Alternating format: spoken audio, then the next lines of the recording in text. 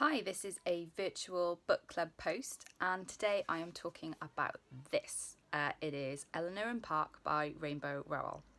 Now, I know that I'm really late to the party on this one. It was published in 2012, but it is a great young adult romance, and it's set in the 1980s. So I just had a really cool experience reading this because I was born in the 80s and it felt like going back in time. To obviously a pre-tech era where tape cassette Walkmans were the rage, and there were no mobile phones. And so what you've got here is a really interesting setting where two teenagers who are 16 fall in love without any of the usual sort of busyness and trappings of modern teens experience. So it is a love story, and it's a dual point of view with Eleanor and Park narrating the story as it goes through. I think that works quite well. What I think is really distinctive about the book is that Eleanor is uncomfortably poor. So I was trying to think of books I'd read where the main character was poor, and a lot of the ones I came up with were classic Victorian kind of novels and things like A Little Princess and things like that.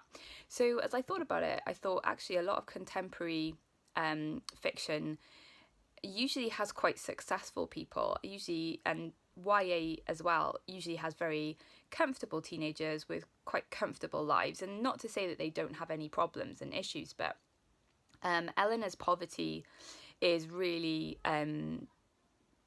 uncomfortable and really quite shocking in places. So the fact that, you know, her mum is married this guy, so she's got this stepdad who's really quite a nasty piece of work, and he gets really nice meals, and then her mum just gives the kids whatever she can find, and there's that really stark difference with what the stepdad gets and what the kids get to eat. They are always going to the grocery store to try and find cut price stuff, and there's some moments in the book where her poverty really gets to you.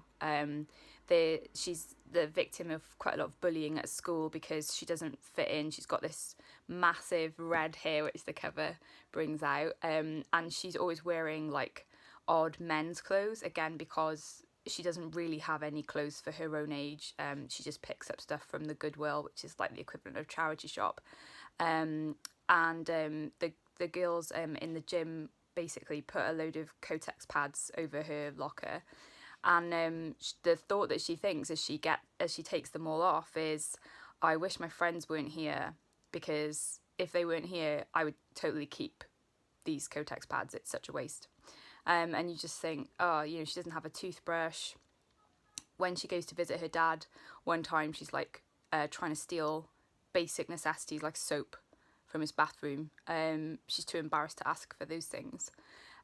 So what I think is really good about this book is that, you know, if there are teenagers reading this book who are in those kind of scenarios, they will see someone like them, and they will identify that not everybody has got a really comfortable home and a really comfortable income and all those kind of things. And I think it's really refreshing to see that in a book.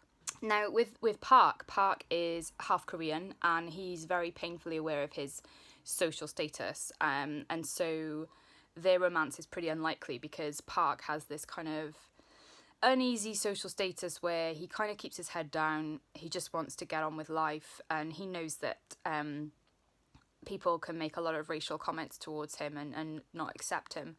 And really, over the course of the book, as he falls for Eleanor, he realises how shallow a lot of that is, and that's kind of good to see him make that journey of realising what's really important.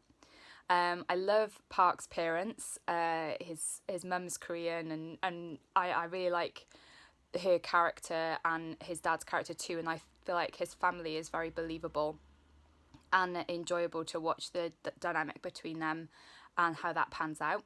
Okay, so I'm going to give a spoiler alert now for the next bit. I do want to talk a little bit about the ending because it is quite a controversial ending, and I want to just pull out a few things that I thought when I was reading it. Okay, so the whole book, we know that Eleanor's stepdad is the main antagonist. He's really menacing. She's had to spend a year living with another family in kind of unofficial foster care, because he kicked her out a while back. So in the book, when the book begins, she's just moved back in with her mum, her stepdad, and her siblings. But we're always aware that it's a really difficult situation, and a situation that could go very wrong. So the book is building towards a kind of outburst or something from Richie the stepdad. And really what happens at the climax of this book is a sort of non-confrontation, in terms of we don't ever see a confrontation between Eleanor and Richie. Instead, the climax is that Eleanor escapes. So in some ways, this is a good thing, because we've seen her in a really unhealthy situation throughout the whole novel, and it is satisfying in the end that she gets out of it. However, I did feel a little bit uncomfortable for a couple of reasons.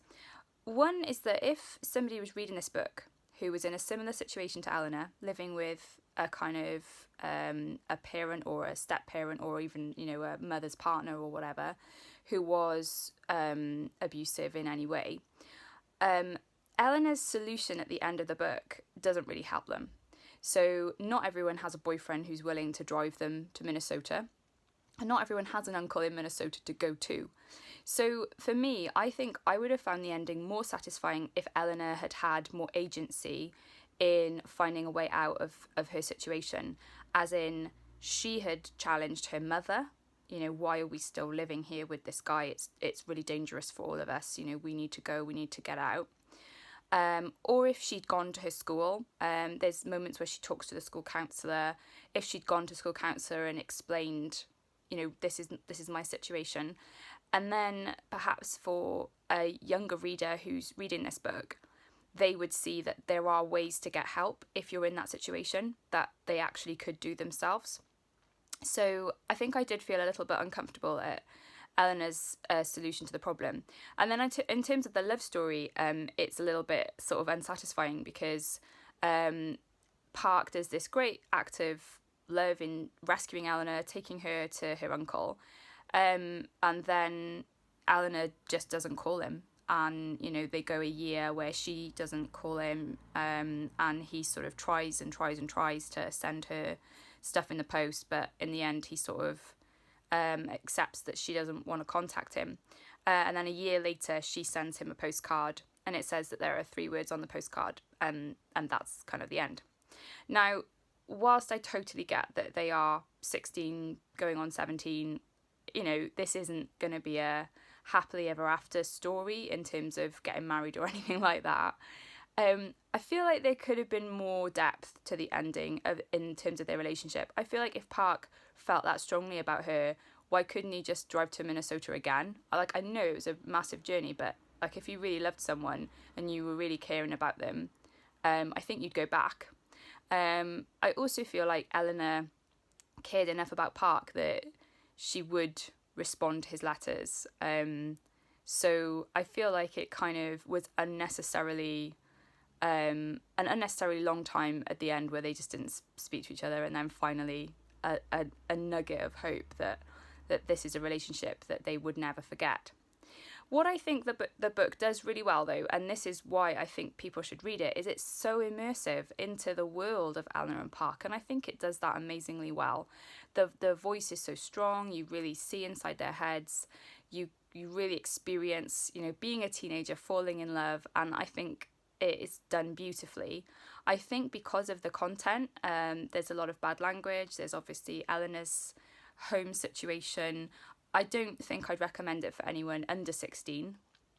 But I think for 16 plus and for adults, I think it's an equally good read, because it's got that nostalgic going back in the 80s thing. So I think a lot of adults would enjoy reading this and going back and experiencing all the music all over again, because music forms a real part of this novel too. Ultimately, this book is about 2 unlikely people finding a connection, and that connection bringing hope into a very hopeless situation. And for that, I think it's a great read.